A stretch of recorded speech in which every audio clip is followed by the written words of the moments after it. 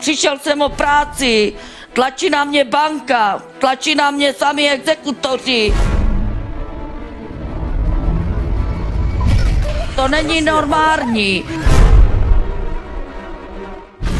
Všechno se to bouří.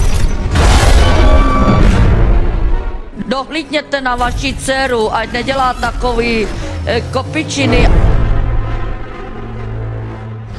Nebylo nám dobře, jak takový stroje neexistovaly? Já si myslím, že každý, kdo je sám, tak cítí temnotu a ta temnota zabije člověka. Ale teďka je velká síla. Hodně vysoko míříš.